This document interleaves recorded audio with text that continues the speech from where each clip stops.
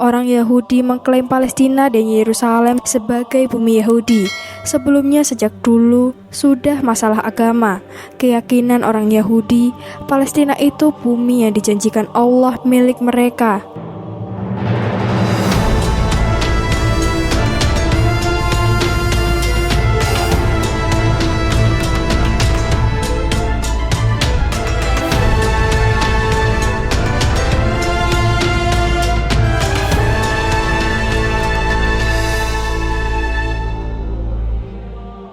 Assalamualaikum warahmatullahi wabarakatuh. Halo Sobat Muslimpedia, semoga Allah selalu menjaga antum semuanya. Dan di video kali ini kita akan membahas tentang mengapa Palestina belum merdeka.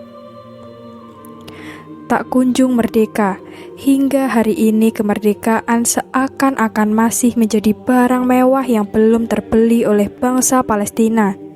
Jika dihitung sejak negara Israel berdiri pada 1948, berarti penjajahan Israel terhadap bangsa Palestina telah berlangsung selama lebih dari 7 dasawarsa. Entah sampai kapan aksi tidak manusiawi Israel terhadap Palestina akan berakhir.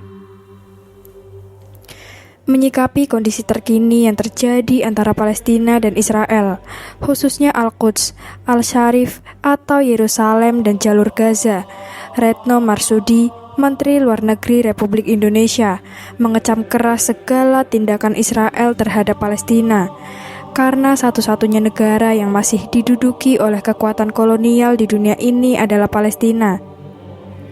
Kita semua tidak boleh lupa bahwa Palestina adalah satu-satunya negara yang masih diduduki oleh kekuatan kolonial di dunia ini. Yang lebih melukai lagi, tindakan tersebut dilakukan di bulan suci Ramadan dan di hari raya Idul Fitri, ungkap Retno saat memberikan keterangan pers. Menurutnya, Israel kerap kali mengganggu Palestina dalam berbagai hal, termasuk gangguan dalam melaksanakan ibadah di Masjid Al-Aqsa, illegal settlement yang semakin merajalela, pembatasan pergerakan orang-orang Palestina di tanah mereka sendiri, dan hak-hak Palestina dihilangkan. Semua penderitaan yang dialami Palestina disebabkan oleh Israel sebagai occupying power, jelasnya. Mengapa Palestina belum merdeka? Kepada majalah Gontor, Ketua MUI Bidang Dakwah dan Ukhuwah Islamiyah, Dr. K.H. Khalil Nafis, mengungkapkan beberapa alasan mengapa kemerdekaan masih menjadi barang mewah yang belum terbeli oleh bangsa Palestina. Yang pertama, tanah sengketa menjadi salah satu pemicu mengapa Palestina sulit merdeka. Palestina dari dulu tanah sengketa sejak pasca Nabi Sulaiman, ungkapnya. Yang kedua, deklarasi Balfour dan dukungan pemerintahan Inggris untuk pendirian tanah air orang-orang Yahudi di Palestina. Wilayah yang saat itu termasuk dalam kekuasaan Kesultanan Utsmaniyah Turki, deklarasi Balfour, Inggris mengizinkan Zionis Yahudi untuk datang ke Palestina, juga keyakinan Zionis, Palestina adalah tanah suci mereka, imbuhnya. Ketiga, Israel memiliki kekuatan yang bisa mendalangi kekuatan negara superpower atau Amerika. Yahudi menguasai Amerika dan Israel, didukung Yahudi di seluruh Eropa dan Amerika.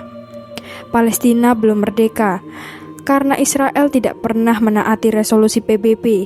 Palestina tidak merdeka itu karena Israel menjajah, ungkapnya. Yang keempat, belum adanya kesatuan dari kelompok Hamas dan Fatah yang juga menjadi masalah internal Palestina.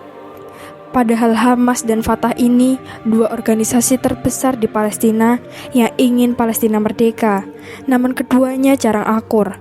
Bagaimana kelompok besar di Palestina atau Hamas dan Fatah bersatu? Kalau tidak bersatu akan sulit merdeka, tegasnya. Tentang sejarah Yerusalem serta keterkaitannya dengan konflik Palestina-Israel, seperti yang dikutip banyak media, Raes Syuriah, Pengurus Besar Nahdlatul Ulama, PBNU, Kiai Haji Ahmad Baharudin Nur Salim atau Gus Baha ketika membahas kitab Hayatus Shohabah menjelaskan Palestina dalam sejarah Islam adalah milik Nabi Ibrahim melalui anaknya bernama Nabi Ishak, lalu melahirkan Nabi Yakub, lalu melahirkan Yehuda CS. Menurutnya, selain menjadi masalah politik zaman perpecahan pada tahun 1964 sampai 1966 sampai sekarang, konflik Israel-Palestina juga menjadi masalah agama. Orang Yahudi mengklaim Palestina dan Yerusalem sebagai bumi Yahudi. Sebelumnya sejak dulu sudah masalah agama. Keyakinan orang Yahudi, Palestina itu bumi yang dijanjikan Allah milik mereka. Jelasnya, atas nama kitab suci, imbuh Gus Baha, mereka mati-matian mempertahankan Israel yang sekarang ini, karena Palestina secara sejarah itu lebih dengan kelompok Kan'an.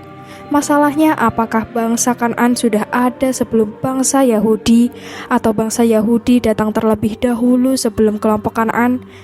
Makanya, sampai kiamat, PBB atau Perserikatan Bangsa-Bangsa tidak bisa mendamaikan yang di Palestina dan Israel.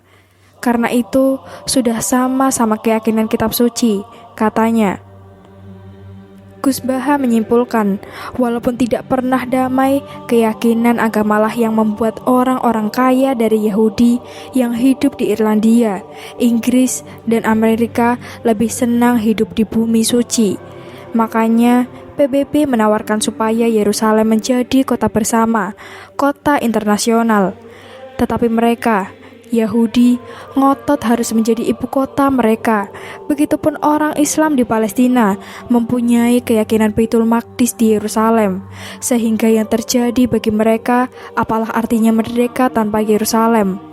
Lebih lanjut, Gus Baha menyimpulkan, titik persoalan konflik Israel-Palestina adalah Yerusalem.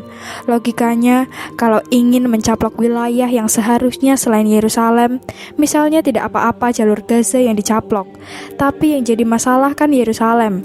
Keyakinan orang Islam, Nabi Muhammad pernah sholat sebelum Mi'raj di Yerusalem. Keyakinan orang Yahudi, Yerusalem itu punya kakek-kakek mereka, bebernya.